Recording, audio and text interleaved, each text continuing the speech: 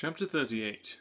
On Saturday morning, Elizabeth and Mr. Collins met for breakfast a few minutes before the others appeared, and he took the opportunity of paying the parting civilities which he deemed indispensably necessary. "I know not, Miss Elizabeth," said he, "whether Mrs. Collins has yet expressed her sense of your kindness in coming to us, but I am very certain you will not leave the house without receiving her thanks for it. The favour of your company has been much felt, I assure you. We know how little there is to tempt anyone to our humble abode, our plain manner of living, our small rooms and few domestics, and the little we see of the world must make Hunsford extremely dull to a young lady like yourself. But I hope you will believe us grateful for the condescension, and that we have done everything in our power to prevent your spending your time unpleasantly." Elizabeth was eager with her thanks and assurance of happiness. She had spent 6 weeks with great enjoyment, and the pleasure of being with Charlotte, and the kind attention she had received, must make her feel the obliged. Mr. Collins was gratified, and with a more smiling solemnity replied, "It gives me great pleasure to hear that you have passed your time not disagreeably. We have certainly done our best, and most fortunately, having it in our power to introduce you to very superior society, and from our connection with Rosings, the frequent means of varying the humble home scene, I think we may flatter ourselves that your Hunsford visit cannot have been entirely irksome. Our situation with regard to Lady Catherine's family is indeed the sort of extraordinary advantage and blessing which few can boast. You see on what a footing we are. You see how continually we are engaged there. In truth, I must acknowledge that, with all the disadvantages of this humble parsonage, I should not think anyone abiding in it an object of compassion while they are sharers of our intimacy at Rosings." Words were insufficient for the elevation of his feelings, and he was obliged to walk about the room, while Elizabeth tried to unite civility and truth in a few short sentences. "You may in fact carry a very favourable report of us into Hertfordshire, my dear cousin. I flatter myself, at least, that you will be able to do so. Lady Catherine's great attentions to Mrs. Collins you have been daily a witness of, and altogether I trust it does not appear that your friend has drawn an unfortunate, but on this point it will be as well to be silent. Only let me assure you, my dear Miss Elizabeth, that I can, from my heart, most cordially wish you equal felicity in marriage. My dear Charlotte and I have but one mind and one way of thinking. There is in everything a most remarkable resemblance of character and ideas between us. We seem to have been designed for each other." Elizabeth could safely say that it was a great happiness where that was the case, and with equal sincerity could add that she firmly believed and rejoiced in his domestic comforts. She was not sorry, however, to have the recital of them interrupted by the lady from whom they sprang. Poor Charlotte! It was melancholy to leave her to such society, but she had chosen it with her eyes open, and though evidently regretting that her visitors were to go, she did not seem to ask for compassion. Her home and her housekeeping, her parish and her poultry, and all their dependent concerns, had not yet lost their charms. At length the chaise arrived, the trunks were fastened on, the parcels placed within, and it was pronounced to be ready. After an affectionate parting between the friends, Elizabeth was attended to the carriage by Mr. Collins, and as they walked down the garden, he was commissioning her with his best respects to all her family, not forgetting his thanks for the kindness he had received at Longbourn in the winter, and his compliments to Mr. and Mrs. Gardiner, though unknown. He then handed her in, Maria followed, and the door was on the point of being closed, when he suddenly reminded them, with some consternation, that they had hitherto forgotten to leave any message for the ladies at Rosings. "But," he added, "you would of course wish to have your humble respects delivered to them, with your grateful thanks for their kindness to you while you have been here." Elizabeth made no objection. The door was then allowed to be shut, and the carriage drove off. "Good gracious!" cried Maria, after a few minutes of silence. "It seems but a day or two since we first came, and yet how many things have happened!" "A great many indeed," said her companion with a sigh. "We have dined 9 times at Rosings, besides drinking tea there twice. How much I shall have to tell!" Elizabeth added privately, "And how much I shall have to conceal." Their journey was performed without much conversation or any alarm, and within 4 hours of their leaving Hunsford they reached Mr. Gardiner's house, where they were to remain a few days. Jane looked very well, and Elizabeth had little opportunity of studying her spirits amidst the various engagements which the kindness of her aunt had reserved for them, but Jane was to go home with her, and at Longbourn there would be leisure enough for observation.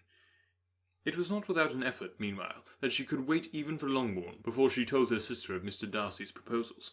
To know that she had the power of revealing what would so exceedingly astonish Jane, and must, at the same time, so highly gratify whatever of her own vanity she had not yet been able to reason away, was such a temptation to openness as nothing could have conquered but the state of indecision in which she remained, as to the extent of what she should communicate, and her fear, if she once entered on the subject, of being hurried into repeating something of Bingley which might only grieve her sister further. Chapter 39. It was the second week in May, in which the three young ladies set out together from Gracechurch Street for the town in Hertfordshire, and as they drew near the appointed inn where Mr. Bennet's carriage was to meet him, they quickly perceived, in token of the coachman's punctuality, both Kitty and Lydia looking out of a dining-room upstairs. These two girls had been above an hour in the place, happily employed in visiting an opposite milliner, watching the sentinel on guard, and dressing a salad and cucumber. After welcoming their sisters, they triumphantly displayed a table set with such cold meats as an inner larder usually affords, exclaiming, "Is it not nice? Is it not an agreeable surprise?" "And we mean to treat you all," added Lydia. "But you must lend us the money, for we have just spent ours at the shop out there."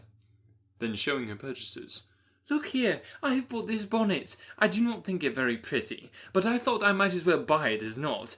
I shall put it to pieces as soon as I get home, and see if I can make it up any better." And when her sisters abused it as ugly, she added with perfect unconcern, "Oh, but there were 2 or 3 much uglier in the shop, and when I have bought some prettier coloured satin to trim it with fresh, I think it will be very tolerable. Besides, it will not much signify what one wears this summer, after the Shire have left Meryton, and they are going in a fortnight." "Are they indeed?" cried Elizabeth, with great satisfaction.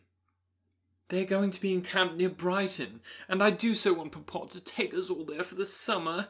It would be such a delicious scheme, and I dare say would hardly cost anything at all. Mamma would like to go too, of all things. Only think what a miserable summer else we shall have." "Yes," thought Elizabeth, "that would be a delightful scheme indeed, and completely do for us at once.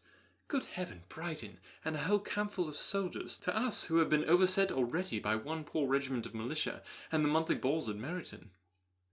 "Now I have got some news for you," said Lydia when they sat down at the table. "What do you think? It is excellent news, capital news, and about a certain person we all like." Jane and Elizabeth looked at each other, and the waiter was told he need not stay. Lydia laughed and said, "Ay, that is just like your formality and discretion. You thought the waiter must not hear, as if he cared. I dare say he often hears worse things said than I'm going to say. But he is an ugly fellow. I'm glad he's gone. I never saw such a long chin in my life. Well, but now for my news. It is about dear Wickham. Too good for the waiter, is it not? There is no danger of Wickham's marrying Mary King. There's for you. She has gone down to her uncle at Liverpool. Gone to stay. Wickham is safe." "And Mary King is safe," added Elizabeth. "Safe from a connection imprudent as to fortune." "She is a great fool for going away if she liked him." "But I hope there is no strong attachment on either side," said Jane. "I am sure there is not on his. I will answer for it. He never cared 3 straws about her. Who could about such a nasty little freckled thing?" Elizabeth was shocked to think that, however incapable of such coarseness of expression herself, the coarseness of the sentiment was little other than her own breast had harboured and fancied liberal. As soon as all had ate, and the elder ones paid, the carriage was ordered, and after some contrivance, the whole party, with all their boxes, work-bags, and parcels, and the unwelcome addition of Kitty's and Lydia's purchases, were seated in it. "How nicely we are all crammed in!" cried Lydia. "I am glad I bought my bonnet, if it is only for the fun of having another bandbox. Well now, let us be quite comfortable and snug, and talk and laugh all the way home. And in the first place, let us hear what has happened to you all since you went away. Have you seen any pleasant men? Have you had any flirting? I was in great hopes that one of you would have got a husband before you came back. Jane will be quite an old maid soon, I declare. She is almost 23. Lord, how ashamed I should be of not being married before 23. My Aunt Phillips wants you so to get husbands, you can't think. She says Lizzie had better have taken Mr. Collins, but I do not think there would have been any fun in it. Lord, how I should have liked to be married before any of you, and then I would chaperone you about to all the balls. Dear me! We had such a good piece of fun the other day at Colonel Forster's.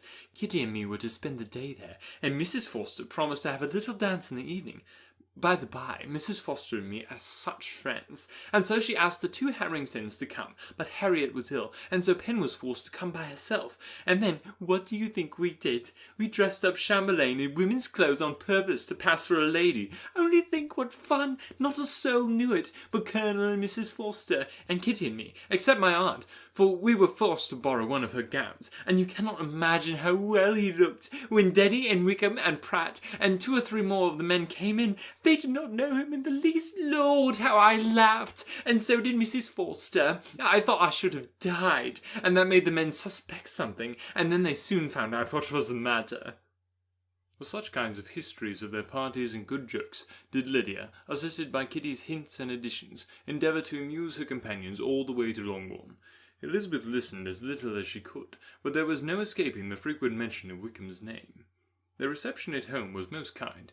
Mrs. Bennet rejoiced to see Jane in undiminished beauty, and more than once during dinner did Mr. Bennet say voluntarily to Elizabeth, "I'm glad you are come back, Lizzie." Their party in the dining-room was large, for almost all the Lucases came to meet Maria and hear the news, and various were the subjects that occupied them. Lady Lucas was inquiring of Maria after the welfare and poultry of her eldest daughter. Mrs. Bennet was doubly engaged, on one hand collecting an account of the present fashions from Jane, who sat some way below her, and on the other retailing them all to the younger Lucases, and Lydia, in a voice rather louder than any other person's, was enumerating the various pleasures of the morning to anybody who would hear her. "Oh, Mary," said she, "I wish you had gone with us, for we had such fun. As we went along, Kitty and I drew up the blinds and pretended there was nobody in the coach, and I should have gone all the way if Kitty had not been sick. And when we got to the George, I do think we behaved very handsomely, for we treated the other 3 with the nicest cold luncheon in the world, and if you would have gone, we would have treated you too. And then, when we came away, it was such fun. I thought we never should have gotten to the coach. I was ready to die of laughter. And then we were so merry all the way home. We talked and laughed so loud that anybody might have heard us 10 miles off." To this, Mary very gravely replied, "Far be it from me, my dear sister, to depreciate such pleasures.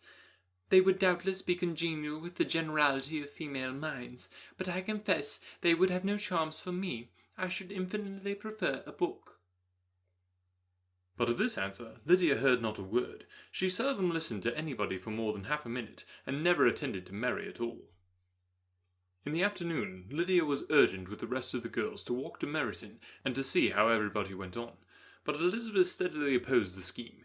It should not be said that the Miss Bennets could not be at home half a day before they were in pursuit of the officers. There was another reason, too, for her opposition. She dreaded seeing Mr. Wickham again, and was resolved to avoid it as long as possible. The comfort to her of the regiment's approaching removal was indeed beyond expression. In a fortnight they were to go, and once gone, she hoped there could be nothing more to plague her on his account. She had not been many hours at home before she found that the Brighton scheme, of which Lydia had given them a hint at the inn, was under frequent discussion between her parents. Elizabeth saw directly that her father had not the smallest intention of yielding, but his answers were at the same time so vague and equivocal that her mother, though often disheartened, had never yet despaired of succeeding at last. Chapter 40. Elizabeth's impatience to acquaint Jane with what had happened could no longer be overcome, and at length, resolving to suppress every particular in which her sister was concerned, and preparing her to be surprised, she related to her the next morning the chief of the scene between Mr. Darcy and herself. Miss Bennet's astonishment was soon lessened by the strong sisterly partiality which made any admiration of Elizabeth appear perfectly natural, and all surprise was shortly lost in other feelings. She was sorry that Mr. Darcy should have delivered his sentiments in a manner so little suited to recommend them, but still more was she grieved for the unhappiness which her sister's refusal must have given him. "His being so sure of succeeding was wrong," said she, "and certainly ought not to have appeared. But consider how much it must increase his disappointment." "Indeed," replied Elizabeth, "I am heartily sorry for him, but he has other feelings, which will probably soon drive away his regard for me.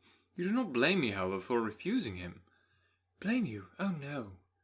But you blame me for having spoken so warmly of Wickham. No, I do not know that you were wrong in saying what you did. But you will know it when I tell you what happened the very next day. She then spoke of the letter, repeating the whole of its contents as far as they concerned George Wickham. What a stroke was this for poor Jane, who would willingly have gone through the world without believing that so much wickedness existed in the whole race of mankind, as was here collected in one individual. Nor was Darcy's vindication, though grateful to her feelings, capable of consoling her for such discovery. Most earnestly did she labour to prove the probability of error, and seek to clear the one without involving the other. This will not do, said Elizabeth. You will never be able to make both of them good for anything. Take your choice, but you must be satisfied with only one. There is but such a quantity of merit between them, just enough to make one good sort of man, and of late it has been shifting about pretty much. For my part, I am inclined to believe it all Darcy's, but you shall do as you choose. It was some time, however, before a smile could be extorted from Jane. I do not know when I have been more shocked, said she. Wickham so very bad. It is almost past belief. And poor Mr. Darcy. Dear Lizzie, only consider what he must have suffered. Such a disappointment, and with the knowledge of your ill opinion too, and having to relate such a thing to his sister. It is really too distressing. I am sure you must feel it so. Oh, no! My regret and compassion are all done away by seeing you so full of both. I know you will do him such ample justice, that I am growing every moment more unconcerned and indifferent. Your profusion makes me saving, and if you lament over him much longer, my heart will be as light as a feather. Poor Wickham! There is such an expression of goodness in his countenance, such an openness and gentleness in his manner. There certainly was some great mismanagement in the education of those two young men. One has got all the goodness, and the other all the appearance of it. I never thought Mr. Darcy so deficient in the appearance of it, as you used to do. And yet I meant to be uncommonly clever in taking so decided a dislike to him, without any reason. It is such a spur to one's genius, such an opening for wit, to have a dislike of that kind. One may be continually abusive without saying anything just, but one cannot always be laughing at a man without now and then stumbling on something witty. Lizzie, when you first read that letter, I am sure you did not treat the matter as you do now. Indeed, I could not. I was uncomfortable enough, I may say unhappy, and with no one to speak to about what I felt, no Jane to comfort me and say I had not been so very weak and vain and nonsensical as I knew I had. Oh, how I wanted you! How unfortunate that you should have used such very strong expressions in speaking of Wickham to Mr. Darcy, for now they do appear wholly undeserved. Certainly, but the misfortune of speaking with bitterness is a most natural consequence of the prejudices I have been encouraging. There is one point on which I want your advice. I want to be told whether I ought or ought not to make our acquaintances in general understand Wickham's character. Miss Bennet paused a little, and then replied, Surely there can be no occasion for exposing him so dreadfully. What is your opinion? That it ought not to be attempted. Mr. Darcy has not authorized me to make his communication public. On the contrary, every particular relative to his sister was meant to be kept as much as possible to himself, and if I endeavour to undeceive people as to the rest of his conduct, who will believe me? The general prejudice against Mr. Darcy is so violent that it would be the death of half the good people in Meryton to attempt to place him in an amiable light. I am not equal to it. Wickham will soon be gone, and therefore it will not signify to anyone here what he really is. Some time hence it will all be found out, and then we may laugh at their stupidity for not knowing it before. At present I will say nothing about it. You are quite right. To have his errors made public might ruin him for ever. He is now, perhaps, sorry for what he has done, and anxious to re-establish a character. We must not make him desperate. The tumult of Elizabeth's mind was allayed by this conversation. She had got rid of two of the secrets which had weighed on her for a fortnight, and was certain of a willing listener in Jane, whenever she might wish to talk again of either. But there was still something lurking behind, of which prudence forbade the disclosure. She dared not relate the other half of Mr. Darcy's letter, nor explain to her sister how sincerely she had been valued by her friend. Here was knowledge in which no one could partake, and she was sensible that nothing less than a perfect understanding between the parties could justify her in throwing off this last encumbrance of mystery. And then, said she, If that very improbable event should ever take place, I shall merely be able to tell what Bingley may tell in a much more agreeable manner himself. The liberty of communication cannot be mine till it has lost all its value." She was now, on being settled at home, at leisure to observe the real state of her sister's spirits. Jane was not happy. She still cherished a very tender affection for Bingley, having never even fancied herself in love before. Her regard had all the warmth of first attachment, and, from her age and disposition, greater steadiness than most first attachments often boast. And so fervently did she value his remembrance, and prefer him to every other man, that all her good sense, and all her attention to the feelings of her friends, were requisite to check the indulgence of those regrets which must have been injurious to her own health and their tranquillity. "Well, Lizzie," said Mrs. Bennet one day, "what is your opinion now of this sad business of Jane's? For my part, I am determined never to speak of it again to anybody. I told my sister Philip so the other day, but I cannot find out that Jane saw anything of him in London. Well, he is a very undeserving young man, and I do not suppose there's the least chance in the world of her ever getting him now. There is no talk of his coming to Netherfield again in the summer, and I have inquired of everybody, too, who is likely to know." "I do not believe he will ever live at Netherfield any more." "Oh, well, it is just as he chooses. Nobody wants him to come, though I shall always say he used my daughter extremely ill, and if I was her, I would not have put up with it. Well, my comfort is this. I am sure Jane will die of a broken heart, and then he will be sorry for what he has done." but as Elizabeth could not receive comfort from any such expectation, she made no answer. "Well, Lizzie," continued her mother, soon afterwards, "and so the Collinses live very comfortable, do they? Well, well, I only hope it will last. And what sort of table do they keep? Charlotte is an excellent manager, I dare say. If she is half as sharp as her mother, she is saving enough. There is nothing extravagant in their housekeeping, I dare say." "No, nothing at all." "A great deal of good management, depend upon it. Yes, yes, they will take care not to outrun their income. They will never be distressed for money. Well, much good may it do them. And so, I suppose, they often talk of having Longbourn when your father is dead. They look upon it as quite their own, I dare say, whenever that happens." "It was a subject which they could not mention before me." "No, it would have been strange if they had, but I make no doubt they often talk of it between themselves. Well, if they can be easy with an estate that is not lawfully their own, so much the better. I should be ashamed of having one that was only entailed on me." Chapter 41.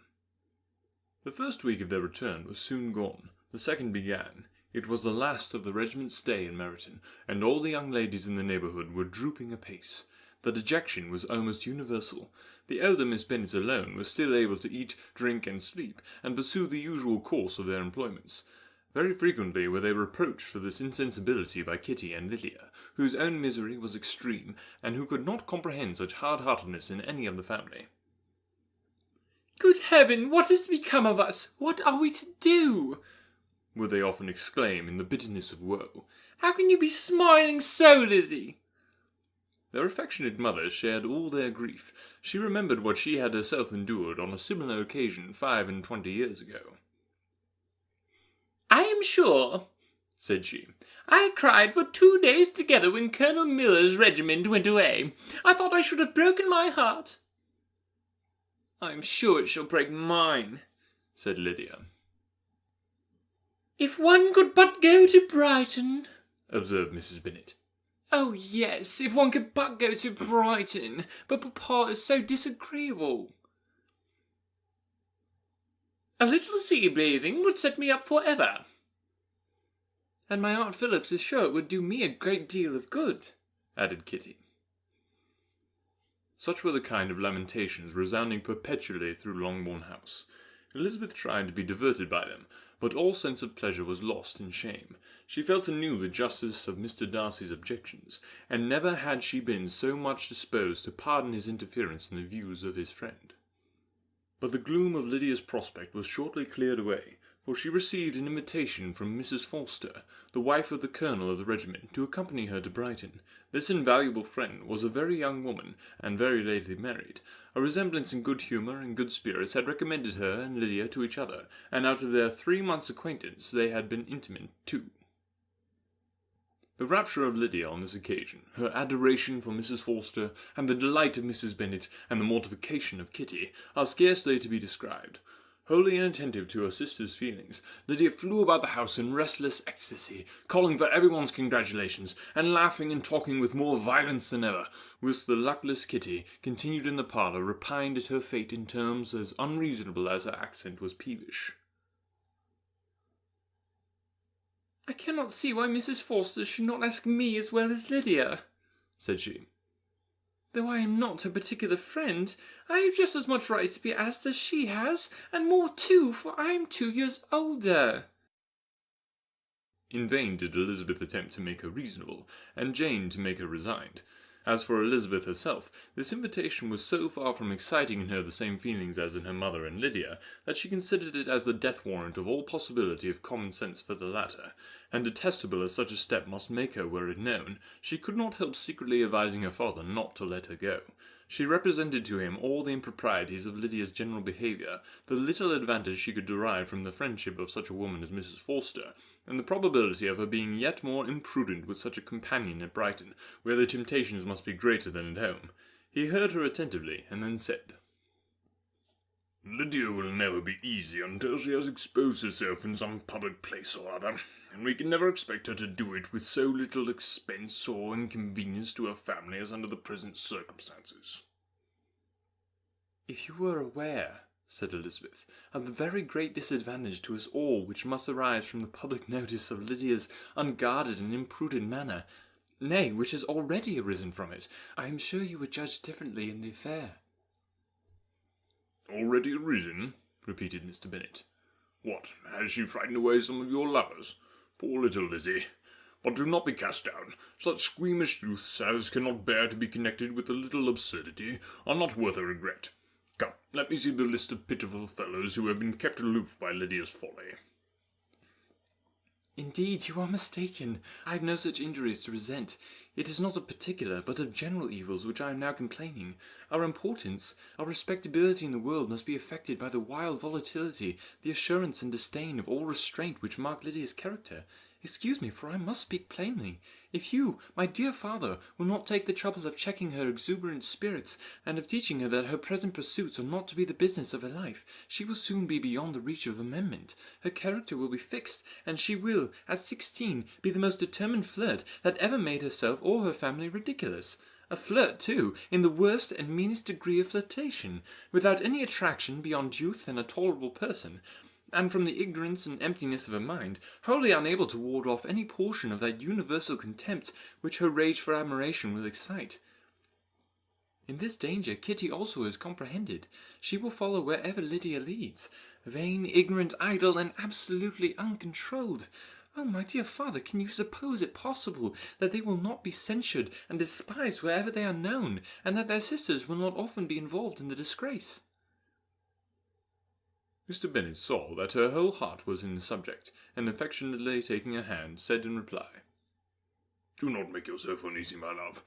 Whenever you and Jane are known, you must be respected and valued, and you will not appear to less advantage for having a couple of, or I may say 3, very silly sisters.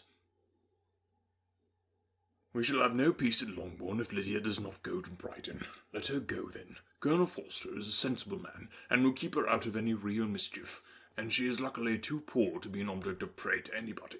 At Brighton she will be of less importance even as a common flirt than she has been here.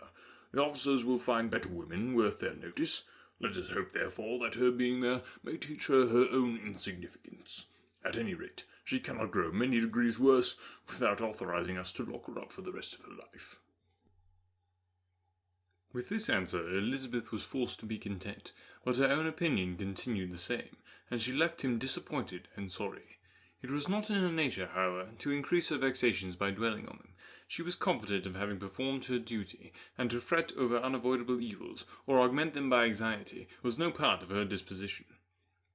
Had Lydia and her mother known the substance of her conference with her father, their indignation would hardly have found expression in their united volubility. In Lydia's imagination, a visit to Brighton comprised every possibility of earthly happiness. She saw with the creative eye of fancy the streets of that gay bathing place covered with officers. She saw herself the object of attention to tens and to scores of them at present unknown. She saw all the glories of the camp, its tents stretched forth in beauteous uniformity of lines, crowded with the young and the gay, and dazzling with scarlet. And to complete the view, she saw herself seated beneath a tent, tenderly flirting with at least 6 officers at once. Had she known her sister sought to tear her from such prospects and such realities as these, what would have been her sensations? They could have been understood only by her mother, who might have felt nearly the same. Lydia's going to Brighton was all that consoled her for her melancholy conviction of her husband's never intending to go there himself. But they were entirely ignorant of what had passed, and their raptures continued, with little intermission, to the very day of Lydia's leaving home. Elizabeth was now to see Mr. Wickham for the last time. Having been frequently in company with him since her return, agitation was pretty well over, the agitations of formal partiality entirely so. She had even learned to detect, in the very gentleness which had first delighted her, an affectation and a sameness to disgust and weary. In his present behaviour to herself, moreover, she had a fresh source of displeasure, for the inclination he soon testified of renewing those intentions which had marked the early part of their acquaintance could only serve, after what had since passed, to provoke her. She lost all concern for him in finding herself thus selected as the object of such idle and frivolous gallantry, and while she steadily repressed it, could not but feel the reproof contained in his believing that however long, and for whatever cause, his attentions had been withdrawn, her vanity would be gratified, and her preference secured at any time by their renewal. On the very last day of the regiment's remaining in Meryton, she dined with the other officers at Longbourn, and so little was Elizabeth disposed to part from him in good humour, that on his making some inquiry as to the manner in which her time had passed at Hunsford, she mentioned Colonel Fitzwilliam's and Mr. Darcy's having both spent 3 weeks at Rosings, and asked him if he was acquainted with the former. He looked surprised, displeased, alarmed, but with a moment's recollection and a returning smile, replied that he had formerly seen him often, and after observing that he was a very gentlemanlike man, asked her how she had liked him. Her answer was warmly in his favour. With an air of indifference, he soon afterwards added, "How long did you say he was at Rosings?" "Nearly 3 weeks." "And you saw him frequently?" "Yes, almost every day." "His manners are very different from his cousin's." "Yes, very different, but I think Mr. Darcy improves upon acquaintance." "Indeed!" cried Mr. Wickham, with a look which did not escape her. "And pray, may I ask—" But checking himself, he added in a gayer tone, "Is it in address that he improves? Has he designed to add aught of civility to his ordinary style? For I dare not hope," he continued in a lower and more serious tone, "that he has improved in essentials." "Oh, no," said Elizabeth. "In essentials, I believe he is very much what he ever was." While she spoke, Wickham looked as if scarcely knowing whether to rejoice over her words or to distrust their meaning. There was something in her countenance which made him listen with an apprehensive and anxious attention, while she added, "When I said that he improved on acquaintance, I did not mean that his mind or his manners were in a state of improvement, but that from knowing him better, his disposition was better understood." Wickham's alarm now appeared in a heightened complexion and agitated look. For a few minutes he was silent, till, shaking off his embarrassment, he turned to her again, and said in the gentlest of accents, "You, who know so well my feelings toward Mr. Darcy, will readily comprehend how sincerely I must rejoice that he is wise enough to assume even the appearance of what is right. His pride in that direction may be of service, if not to himself, to many others, for it must only deter him from such foul misconduct as I have suffered by. I only fear that the sort of cautiousness to which you, I imagine, have been alluding, is merely adopted on his visits to his aunt, of whose good opinion and judgment he stands much in awe. His fear of her has always operated, I know, when they were together, and a good deal is to be imputed to his wish of forwarding the match with Mr. Berg, which I am certain he has very much at heart." Elizabeth could not repress a smile at this, but she answered only by a slight inclination of the head.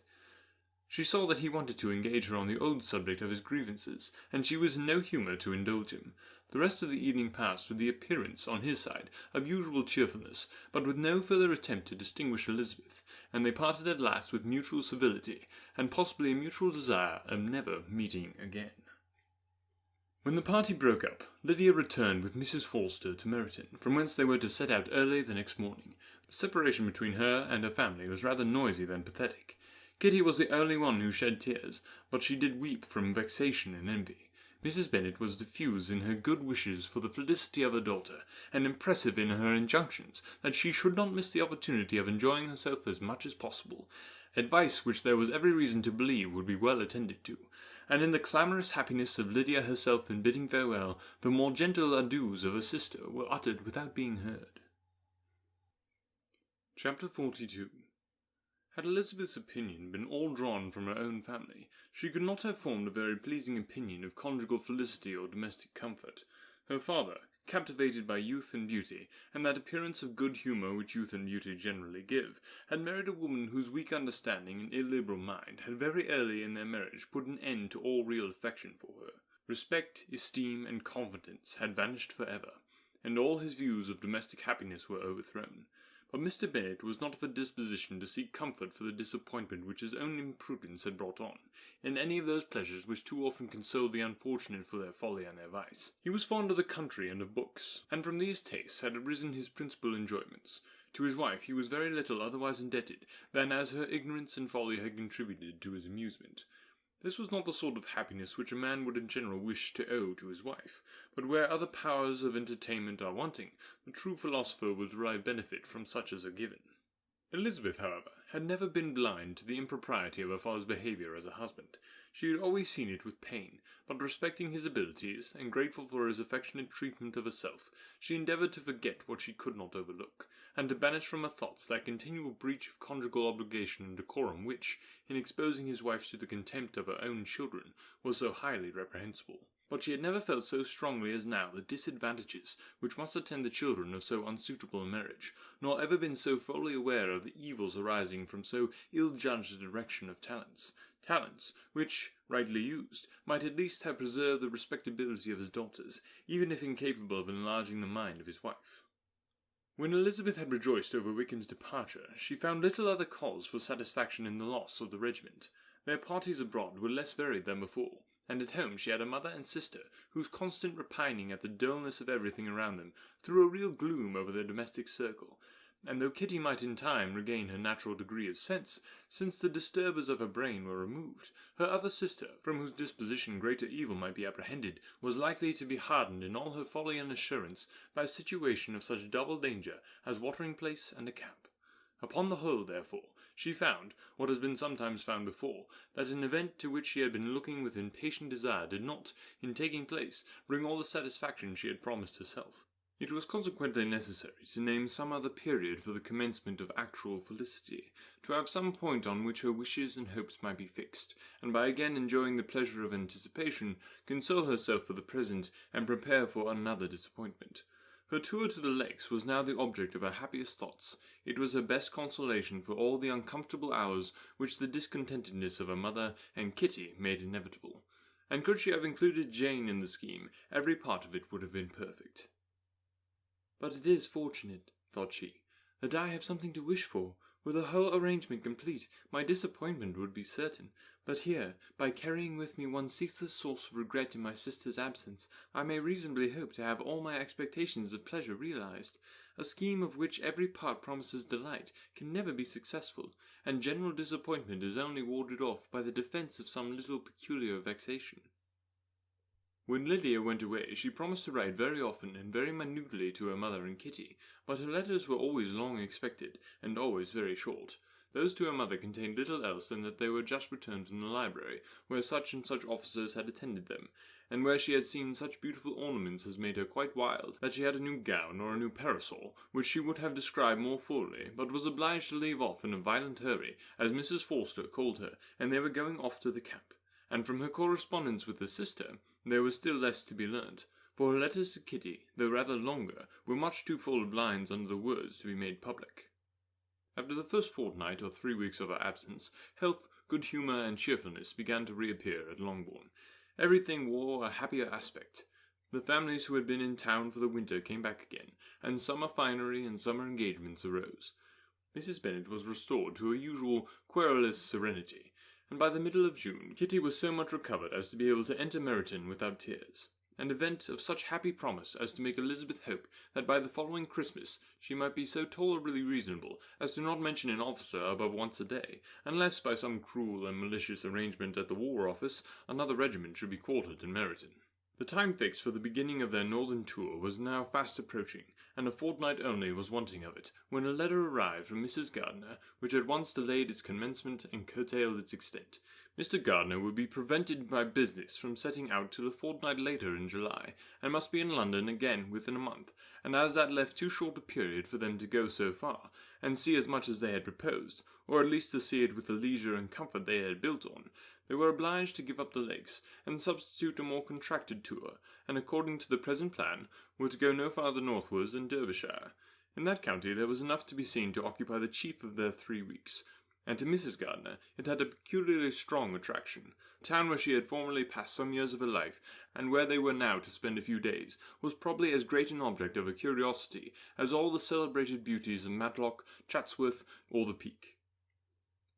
Elizabeth was excessively disappointed.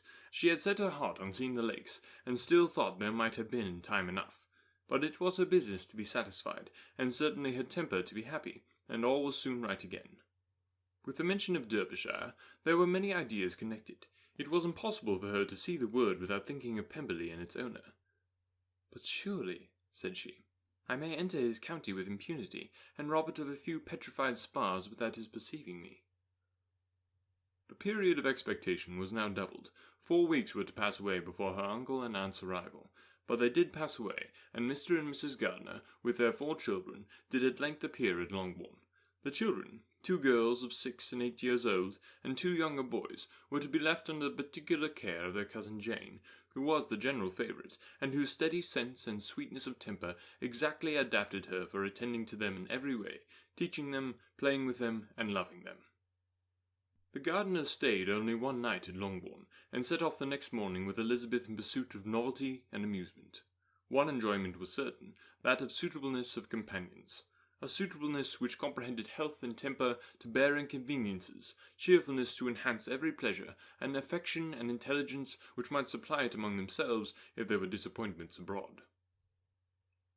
It is not the object of this work to give a description of Derbyshire, nor any of the remarkable places through which their route thither lay. Oxford, Blenheim, Warwick, Kenilworth, Birmingham, etc., are sufficently known. A small part of Derbyshire is all the present concern. To the little town of Lambton, the scene of Mrs. Gardiner's former residence, and where she had lately learned some acquaintances still remained, they bent their steps, after having seen all the principal wonders of the country, and within 5 miles of Lambton, Elizabeth found from her aunt that Pemberley was situated. It was not in their direct road, nor more than a mile or 2 out of it. In talking over their route the evening before, Mrs. Gardiner expressed an inclination to see the place again. Mr. Gardiner declared his willingness, and Elizabeth was applied to for her approbation. "My love, should not you like to see a place of which you have heard so much?" said her aunt. "A place, too, with which so many of your acquaintances are connected. Wickham passed all his youth there, you know." Elizabeth was distressed. She felt that she had no business at Pemberley, and was obliged to assume a disinclination for seeing it. She must own that she was tired of seeing great houses. After going over so many, she really had no pleasure in fine carpets or satin curtains. Mrs. Gardiner abused her stupidity. "If it were merely a fine house, richly furnished," said she, "I should not care about it myself, but the grounds are delightful. They have some of the finest woods in the country." Elizabeth said no more, but her mind could not acquiesce. The possibility of meeting Mr. Darcy, while viewing the place, instantly occurred. It would be dreadful. She blushed at the very idea, and thought it would be better to speak openly to her aunt than to run such a risk. But against this there were objections, and she finally resolved that it could be the last resource, if her private inquiries to the absence of the family were unfavourably answered. Accordingly, when she retired at night, she asked the chambermaid whether Pemberley was not a very fine place, what was the name of its proprietor, and with no little alarm whether the family were down for the summer. A most welcome negative followed the last question, and her alarms now being removed, she was at leisure to feel a great deal of curiosity to see the house herself, and when the subject was revived the next morning, and she was again applied to, could readily answer, and with a proper air of indifference, that she had not really any dislike to the scheme. To Pemberley, therefore, they were to go. Chapter 43. Elizabeth, as they drove along, watched for the first appearance of Pemberley Woods with some perturbation, and when at length they turned in at the lodge, her spirits were in a high flutter. The park was very large and contained a great variety of ground. They entered it in one of its lowest points, and drove for some time through a beautiful wood stretching over a wide extent. Elizabeth's mind was too full for conversation, but she saw and admired every remarkable spot and point of view. They gradually ascended for half a mile, and then found themselves at the top of a considerable eminence, where the wood ceased, and the eye was instantly caught by Pemberley House, situated on the opposite side of a valley, into which the road with some abruptness wound. It was a large, handsome stone building, standing well on rising ground, and backed by a ridge of high woody hills, and in front a stream of some natural importance was swelled into greater, but without any artificial appearance. Its banks were neither formal nor falsely adorned. Elizabeth was delighted. She had never seen a place for which nature had done more, or where natural beauty had been so little counteracted by an awkward taste. They were all of them warm in their admiration, and at that moment she felt that to be the mistress of Pemberley might be something. They descended the hill, crossed the bridge, and drove to the door, and, while examining the nearer aspect of the house, all her apprehension of meeting its owner returned.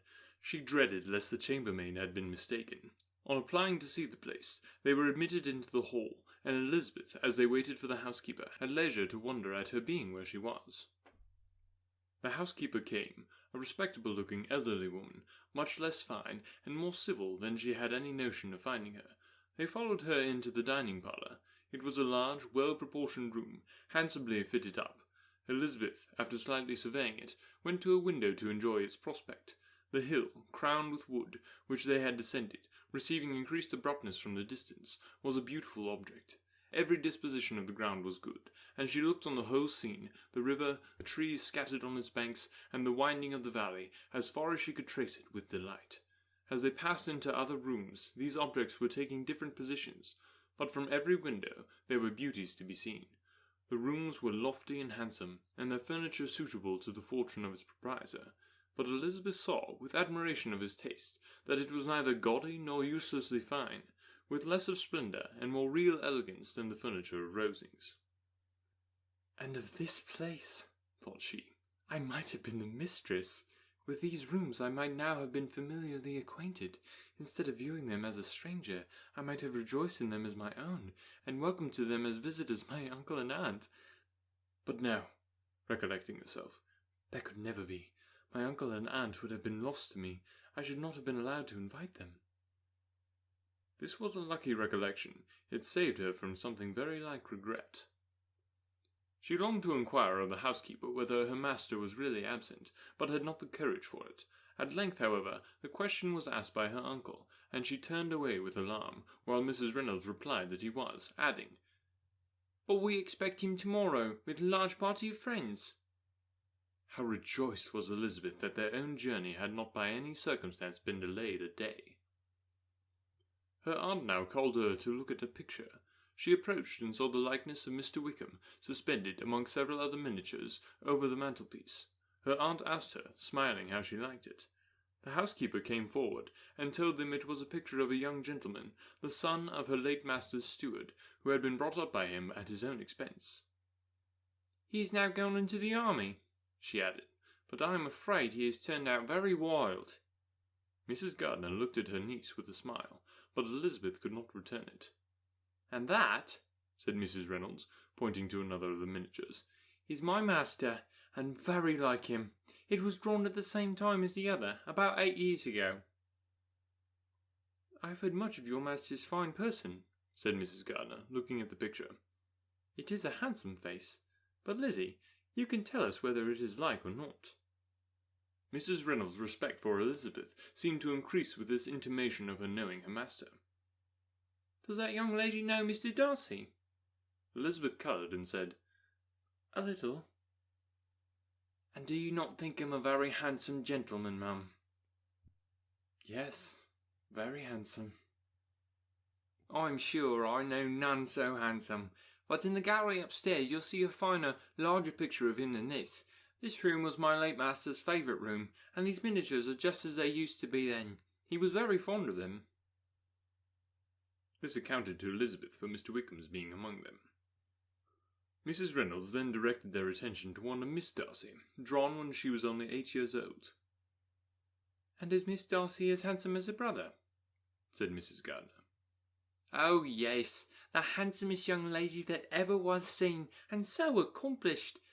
She plays and sings all day long. In the next room is a new instrument just come down for her, a present from my master. She comes here tomorrow with him." Mr. Gardiner, whose manners were very easy and pleasant, encouraged her communicativeness by his questions and remarks. Mrs. Reynolds, either by pride or attachment, had evidently great pleasure in talking of her master and his sister. "Is your master much at Pemberley in the course of the year?" "Not so much as I wish, sir, but I dare say he may spend half his time here, and Miss Darcy is always down for the summer months." Except, thought Elizabeth, when she goes to Ramsgate. If your master would marry, you might see more of him. "Yes, sir, but I do not know when that will be. I do not know who is good enough for him." Mr. and Mrs. Gardiner smiled. Elizabeth could not help saying, "It is very much to his credit, I am sure, that you should think so." "I say no more than the truth, and everybody will say that knows him," replied the other. Elizabeth thought this was going pretty far, and she listened with increasing astonishment as the housekeeper added, "I have never known a cross word from him in my life, and I have known him ever since he was 4 years old." This was praise of all others most extraordinary, most opposite to her ideas. That he was not a good-tempered man had been her firmest opinion. Her keenest attention was awakened. She longed to hear more, and was grateful to her uncle for saying, "There are very few people of whom so much can be said. You are lucky in having such a master." "Yes, sir, I know I am. If I were to go through the world, I could not meet with a better. But I have always observed that they who are good-natured when children are good-natured when they grow up, and he was always the sweetest-tempered, most generous-hearted boy in the world." Elizabeth almost stared at her. "Can this be Mr. Darcy?" thought she. "His father was an excellent man," said Mrs. Gardiner. "Yes, ma'am, that he was indeed, and his son will be just like him, just as affable to the poor." Elizabeth listened, wondered, doubted, and was impatient for more. Mrs. Reynolds could interest her on no other point. She related the subjects of the pictures, the dimensions of the rooms, and the price of the furniture in vain. Mr. Gardiner, highly amused by the kind of family prejudice to which he attributed her excessive commendation of a master, soon led again to the subject, and she dwelt with energy on his many merits as they proceeded together up the great staircase. "He was the best landlord ever, and the best master," said she, "that ever lived. Not like the wild young men nowadays, who think of nobody but themselves. There is not one of his tenants or servants but will give him a good name. Some people call him proud, but I am sure I never saw anything of it. To my fancy, it is only because he does not rattle away like other young men." "In what an amiable light does this place him?" thought Elizabeth. "This fine account of him," whispered her aunt as they walked, "is not quite consistent with his behaviour to our poor friend. Perhaps we might be deceived. That is not very likely. Our authority was too good." On reaching the spacious lobby above, they were shown into a very pretty sitting-room, lately fitted up with greater elegance and lightness than the apartments below, and were informed that it was just done to give pleasure to Miss Darcy, who had taken a liking to the room when last at Pemberley. "He is certainly a good brother," said Elizabeth, as she walked towards one of the windows. Mrs. Reynolds anticipated Miss Darcy's delight when she would enter the room. "And this is always the way with him," she added. "Whatever can give his sister any pleasure is sure to be done in a moment. There is nothing he will not do for her." The picture gallery, and 2 or 3 of the principal bedrooms, were all that remained to be shown. In the former were many good paintings, but Elizabeth knew nothing of art, and from such as had been already visible below, she had willingly turned to look at some drawings of Miss Darcy's, in crayons, whose subjects were usually more interesting, and also more intelligible. In the gallery there were many family portraits, but they could have little to fix the attention of a stranger. Elizabeth walked in quest of the only face whose features would be known to her. At last it arrested her, and she beheld a striking resemblance to Mr. Darcy, with such a smile over the face as she remembered to have sometimes seen when he looked at her. She stood several minutes before the picture in earnest contemplation, and returned to it again before they quitted the gallery. Mrs. Reynolds informed them that it had been taken in his father's lifetime. There was certainly at this moment, in Elizabeth's mind, a more gentle sensation towards the original than she had ever felt at the height of their acquaintance. The commendation bestowed on him by Mrs. Reynolds was of no trifling nature. What praise is more valuable than the praise of an intelligent servant? As a brother, a landlord, a master, she considered how many people's happiness were in his guardianship, how much of pleasure or pain was in his power to bestow, how much of good or evil must be done by him. Every idea that had been brought forward by the housekeeper was favourable to his character, and as she stood before the canvas on which he was represented, and fixed his eyes upon herself, she thought of his regard with a deeper sentiment of gratitude than it had ever raised before. She remembered its warmth, and softened its impropriety of expression. When all of the house that was open to general inspection had been seen, they returned downstairs, and taking leave of the housekeeper, were consigned over to the gardener, who met them at the hall door. As they walked across the hall towards the river, Elizabeth turned back to look again. Her uncle and aunt stopped also, and while the former was conjecturing as to the date of the building, the owner of it himself suddenly came forward from the road, which led behind to the stables. They were within 20 yards of each other, and so abrupt was his appearance that it was impossible to avoid his sight. Their eyes instantly met, and the cheeks of both were overspread with the deepest blush. He absolutely started, and for a moment seemed immovable from surprise, but shortly recovering himself, advanced towards the party, and spoke to Elizabeth, if not in terms of perfect composure, at least of perfect civility. She had instinctively turned away, but stopping on his approach, received his compliments with an embarrassment impossible to be overcome. Had his first appearance, or his resemblance to the picture they had just been examining, been insufficient to assure the other two that they now saw Mr. Darcy, the gardener's expression of surprise, on beholding his master, must immediately have told it. They stood a little aloof while he was talking to their niece, who, astonished and confused, scarcely dared lift her eyes to his face, and knew not what answer she returned to his civil inquiries after her family. Amazed at the alteration of his manner since they last parted, every sentence that he uttered was increasing her embarrassment, and every idea of the impropriety of her being found there recurring to her mind, the few minutes in which they continued were some of the most uncomfortable in her life. Nor did he seem much more at ease. When he spoke, his accent had none of its usual sedatedness, and he repeated his inquiries as to the time of her having left Longbourn, and of her having stayed in Derbyshire, so often and in so hurried a way, as plainly spoke of distraction of his thoughts. At length, every idea seemed to fail him, and, after standing a few moments without saying a word, he suddenly recollected himself, and took leave. The others joined her, and expressed admiration of his figure, but Elizabeth heard not a word, and wholly engrossed by her own feelings, followed them in silence. She was overpowered by shame and vexation. Her coming there was the most unfortunate, the most ill-judging thing in the world. How strange it must appear to him! In what a disgraceful light might it not strike so vain a man! It might seem as if she had purposely thrown herself in his way again. Oh, why did she come? Or why did he thus come a day before he was expected? Had they been only 10 minutes sooner, they should have been beyond the reach of his discrimination, for it was plain that he was but that moment arrived, that moment alighted from his horse or his carriage. She blushed again and again over the perverseness of the meeting, and his behaviour, so strikingly altered. What could it mean? That he should even speak to her was amazing, but to speak with such civility, to inquire after her family. Never in her life had she seen his manners so little dignified, never had he spoken with such gentleness as on this unexpected meeting. What a contrast did it offer to his last address in Rosings Park, when he put his letter into her hand. She knew not what to think, or how to account for it. They had now entered a beautiful walk by the side of the water, and every step was bringing forward a nobler fall of ground, or a finer reach of the woods to which they were approaching. But it was some time before Elizabeth was sensible of any of it, and though she answered mechanically to the repeated appeals of her uncle and aunt, and seemed to direct her eyes to such objects as they pointed out, she distinguished no part of the scene. Her thoughts were all fixed on that one spot of Pemberley House, whichever it might be, where Mr. Darcy was. She longed to know what at the moment was passing in his mind, in what manner he thought of her, and whether, in defiance of everything, she was still dear to him. Perhaps he had been civil only because he felt himself at ease.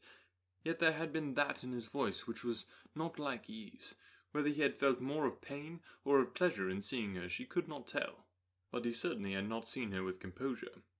At length, however, the remarks of her companions on her absence of mind aroused her, and she felt the necessity of appearing more like herself. They entered the woods, and bidding adieu to the river for a while, ascended some of the higher grounds, when in spots where the openings of the trees gave the eye power to wander were many charming views of the valley, the opposite hills, with the long range of woods overspreading many, and occasionally part of the stream. Mr. Gardiner expressed a wish of going round the whole park, but feared it might be beyond a walk. With a triumphant smile they were told that it was 10 miles round.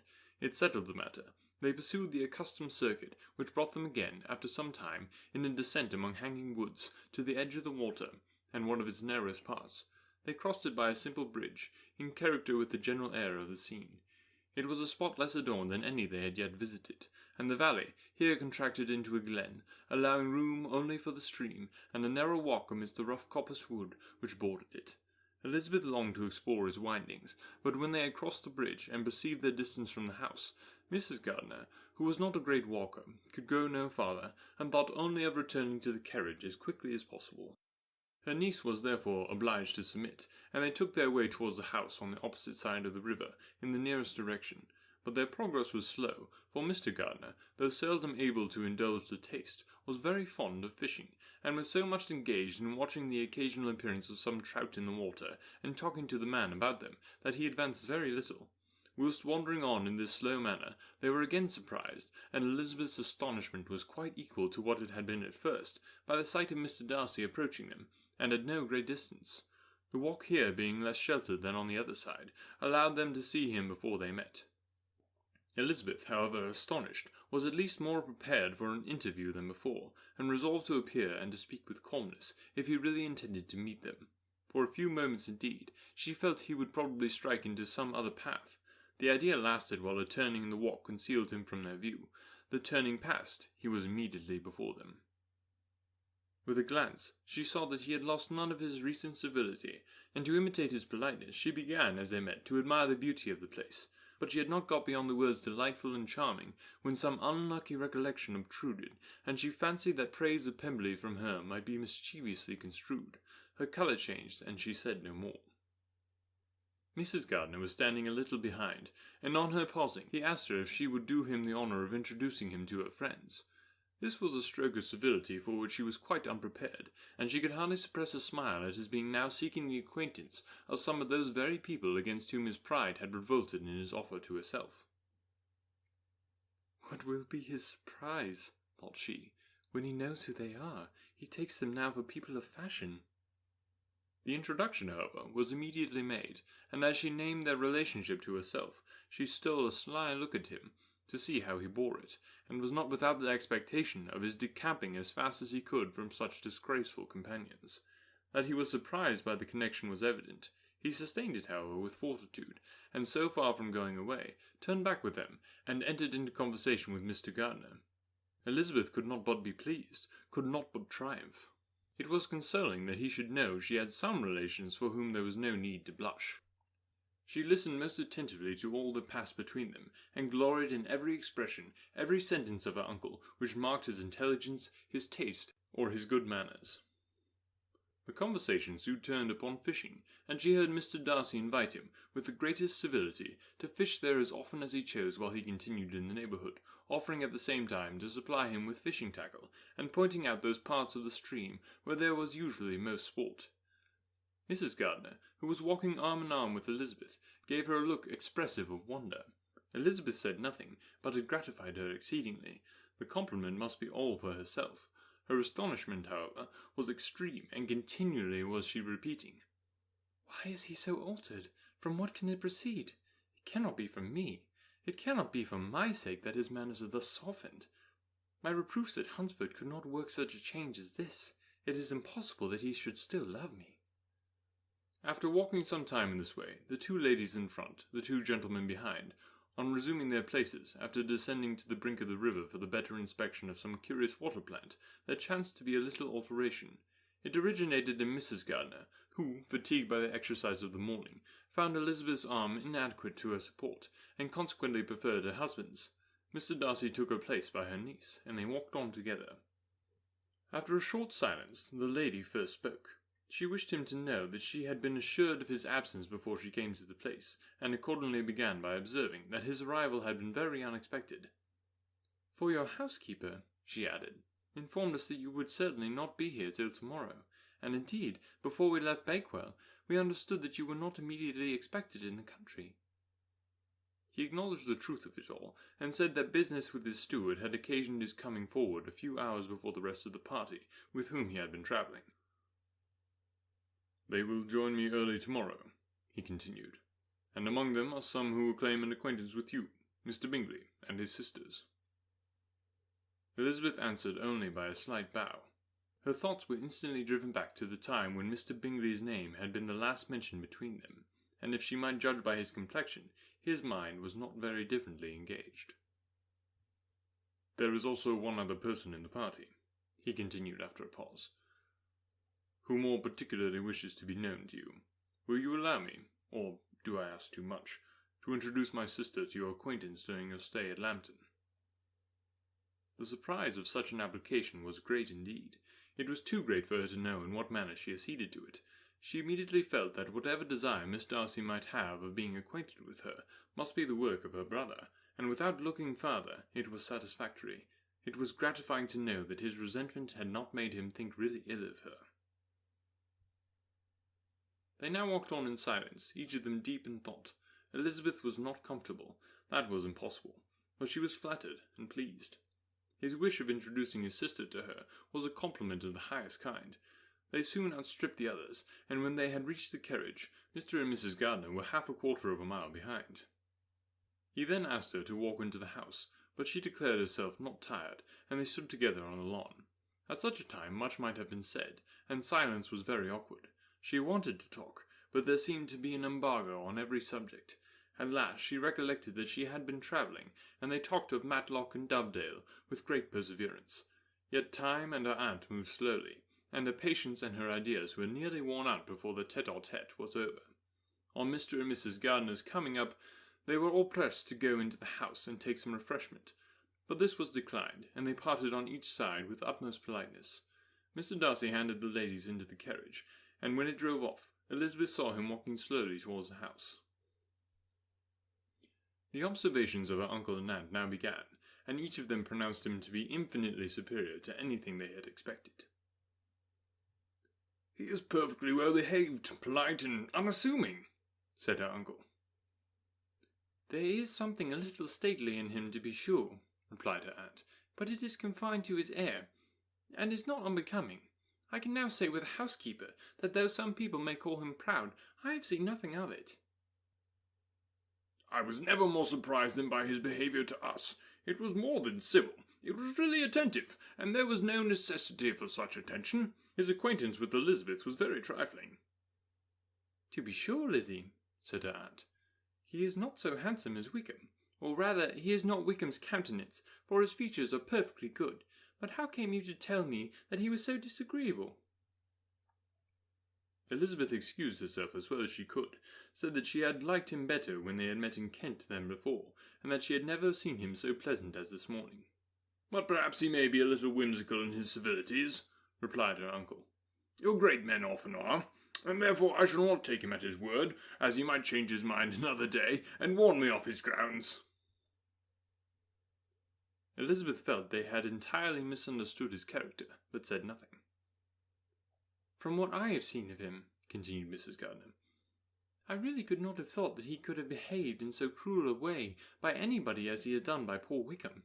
He has not an ill-natured look. On the contrary, there is something pleasing about his mouth when he speaks, and there is something of dignity in his countenance that would not give one an unfavourable idea of his heart. To be sure, the good lady who showed us his house did give him a most flaming character. I could hardly help laughing aloud sometimes. But he is a liberal master, I suppose, and that, in the eye of a servant, comprehends every virtue." Elizabeth here felt herself called on to say something in vindication of his behaviour to Wickham, and therefore gave them to understand, in as guarded a manner as she could, that by what she had heard from his relations in Kent, his actions were capable of a very different construction, and that his character was by no means so faulty, nor Wickham so amiable, as they had been considered in Hertfordshire. In confrontation of this, she related the particulars of all the pecuniary transactions in which they had been connected, without actually naming her authority, but stating it to be such as might be relied on.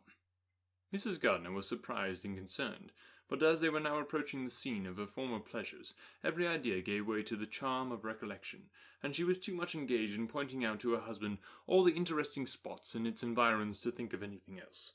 Fatigued as she had been by the morning's walk, they had no sooner dined than she set off again in quest of her former acquaintance, and the evening was spent in the satisfaction of an intercourse renewed after many years' discontinuance.